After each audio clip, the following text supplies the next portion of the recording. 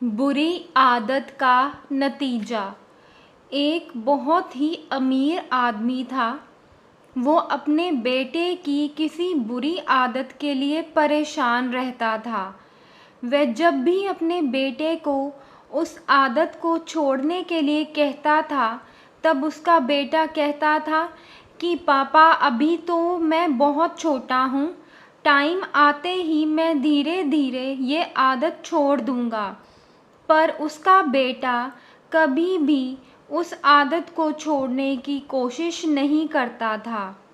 कुछ दिनों के बाद एक महात्मा उनके गांव में पधारे हुए थे। वो आदमी अपने बेटे को उस महात्मा के पास लेकर आया और महात्मा को अपनी समस्या बताई। महात्मा ने उनसे कहा कि आप अपने बेटे को कल सुबह बगीचे में लेकर आइए, मैं वहीं आपकी समस्या का समाधान करूँगा। अगले दिन दोनों बाप बेटा बगीचे में पहुँच गए। महात्मा ने बेटे से कहा कि आओ बेटा, हम दोनों बगीचे की सैर करते हैं। और बगीचे में सैर करते करते महात्मा ने अचानक से बेटे से कहा और वे वहीं पर रुक गए।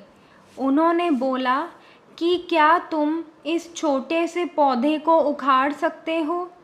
बेटे ने कहा जी ज़रूर, इसमें कौन सी बड़ी बात है। और ऐसा बोलते ही उसने उस छोटे से पौधे को बड़ी ही आसानी से उखाड़ दिया।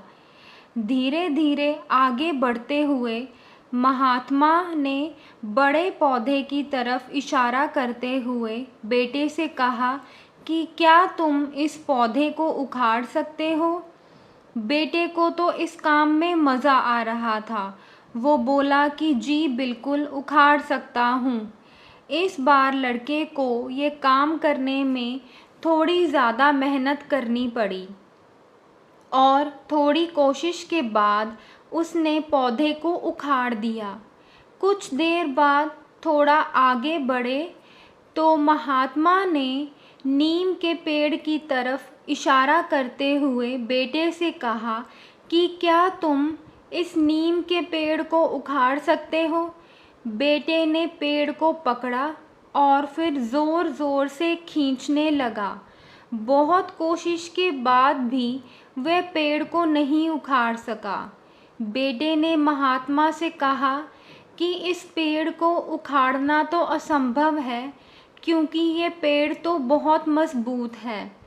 महात्मा ने बेटे को समझाते हुए कहा कि बिल्कुल ठीक इसी तरह बुरी आदतों का साथ होता है।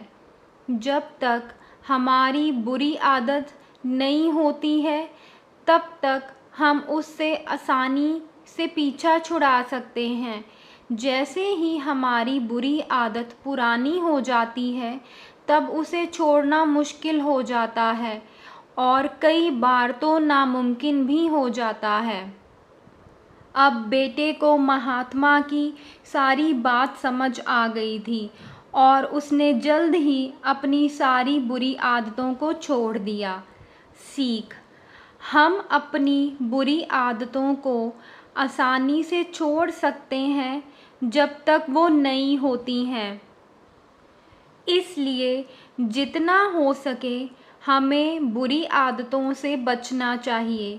Please like, share, subscribe.